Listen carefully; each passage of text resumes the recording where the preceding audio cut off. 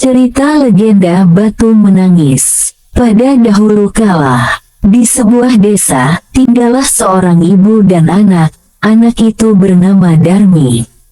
Darmi adalah anak perempuan yang cantik jelita.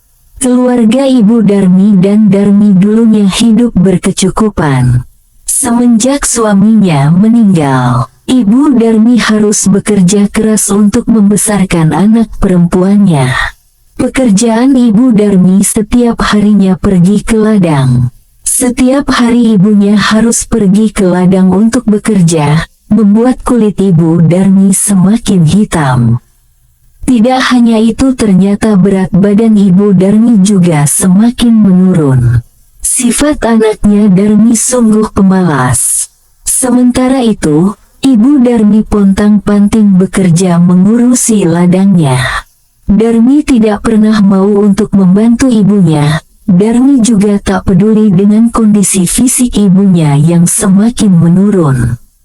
Darmi, setiap hari kerjaannya hanya berdandan, merawat wajah supaya selalu terlihat cantik dan mempesona. Selain itu, Darmi juga jarang untuk keluar rumah.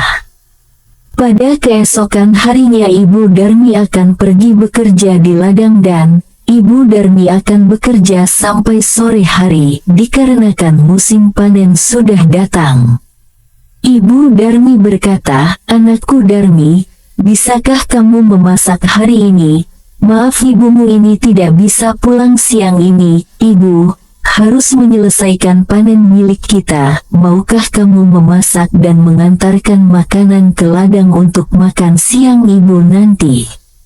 Darmi yang sedang berdandan dan menyisir rambutnya menjadi terkejut. "Apa kata ibu?" Darmi menjawab, "Oh ibu, aku tidak mau memasak. Tubuhku bisa bau, dan rambutku bisa rusak kering nanti." Ibu Darmi yang mendengar jawaban anaknya hanya bisa pasrah dan menggelengkan kepalanya. Dengan perasaan sedih, lalu ibu Darmi pun pergi ke ladang. Saat tiba di ladang, ibu Darmi bekerja dengan sungguh-sungguh. Hasilnya panen pun dapat terkumpul. Setelah terkumpul, ibu Darmi berencana akan dijual ke pasar.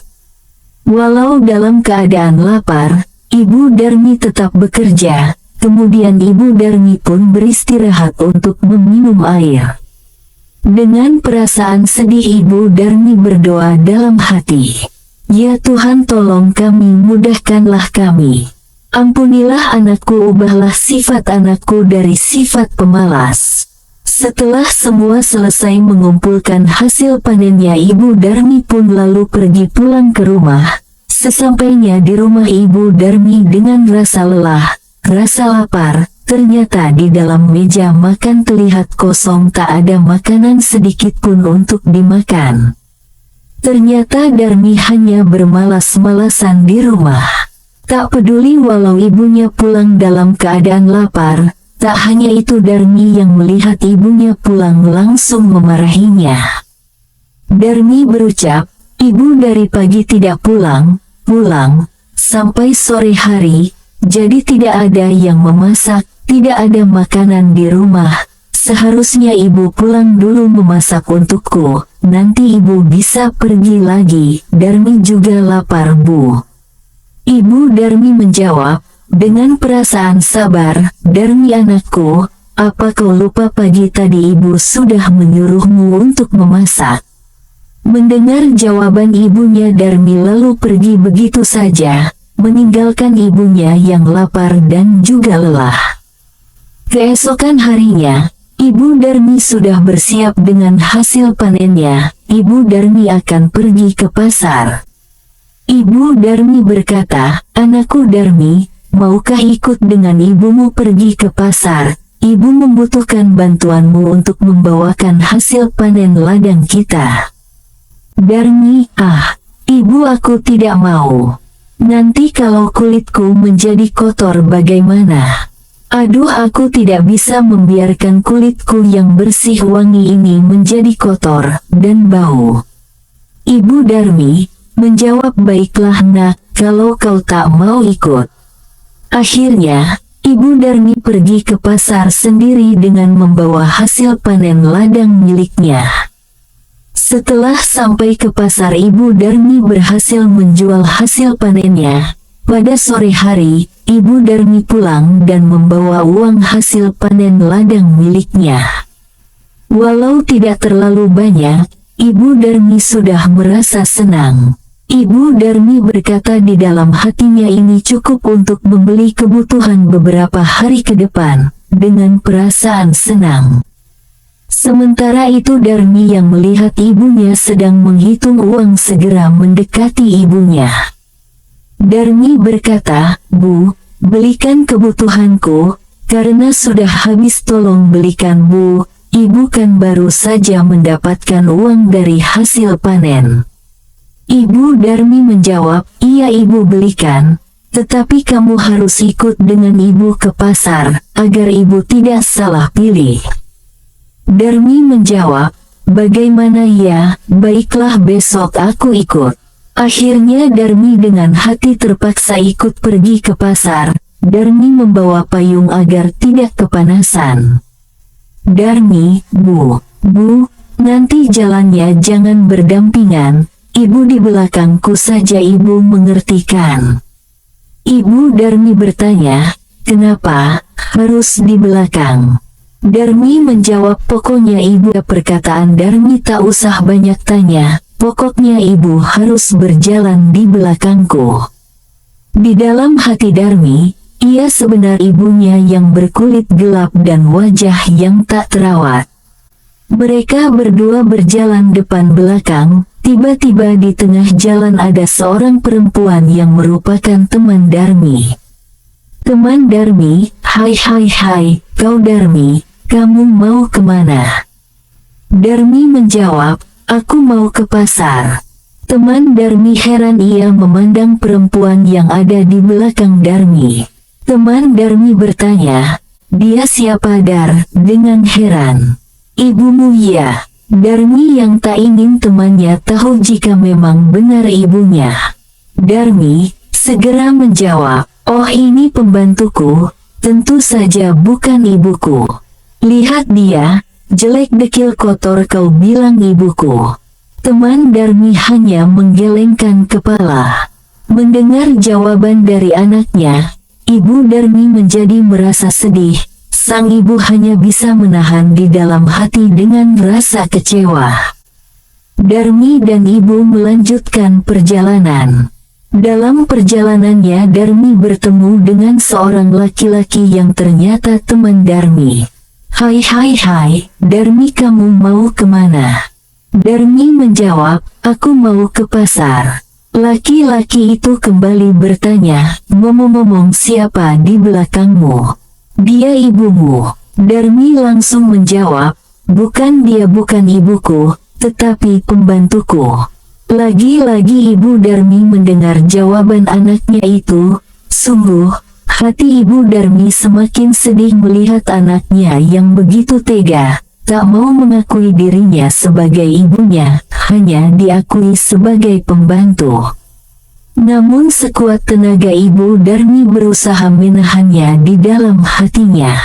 Setelah itu mereka melanjutkan perjalanannya kembali. Sampailah Darmi dan ibunya di pasar. Saat mereka akan memasuki pasar, lagi-lagi Darmi bertemu dengan seorang teman Darmi lagi. Temannya bertanya, "Kamu ke pasar bersama ibumu ya?" Darmi menjawab, "Jangan seenaknya aja bicara kamu, masa orang seperti dia dibilang ibuku?" Teman Darmi berucap, "Apa benar, itu bukan ibumu atau kau tak mengakui itu adalah ibumu?" Darmi menjawab, "Sungguh terlalu, lihatlah aku, apa aku mirip dia? Dia dekil, kotor, jelek. Itu adalah pembantuku." Dengan perasaan malu dan tidak ingin temannya tahu bahwa memang benar ibunya, Ibu Darmi bertanya, "Nak, apakah kamu tidak mengakuiku aku sebagai ibumu? Kamu sudah mengabaikan ibumu sendiri dan mengatakan bahwa aku adalah pembantumu." Melihat kelakuan anaknya, Ibu Darmi tak kuasa menahan air matanya. dia sudah tidak tahan lagi dengan apa yang dikatakan oleh anaknya. Ibu Darmi pun berdoa dalam hatinya, "Ya Tuhan kami, hamba sudah tidak kuat lagi dengan sikap anak hamba. Tolong hukumlah anak hamba agar menjadi pelajaran baginya. Ya Tuhan kami." Setelah selesai berdoa kepada Sang Kuasa, ternyata doanya dikabulkan seketika dan tiba-tiba saja langit menjadi mendung, petir bergemuruh. Tiba-tiba Darmi menjerit, "Oh, ibu, kenapa aku? Ada apa dengan kakiku? Kenapa tidak bisa digerakkan? Tubuhku seperti berhenti. Tolonglah aku ibu, kenapa aku?" ucap Darmi. Perlahan-lahan Darmi pun berubah menjadi batu ke semua tubuhnya. Ibunya menangis terisak-isak. Ibu Darmi berkata dengan penuh tangis, "Maafkan aku nak, ini semua karena perbuatan dirimu sendiri atas apa yang engkau perbuat terhadap ibumu ini."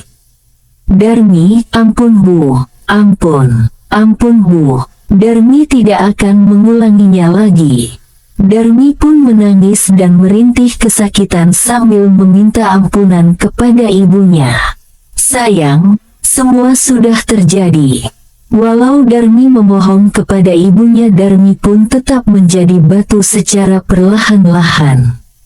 Darmi harus menanggung hukuman atas perbuatannya karena durhaka terhadap ibunya yang sudah membesarkannya.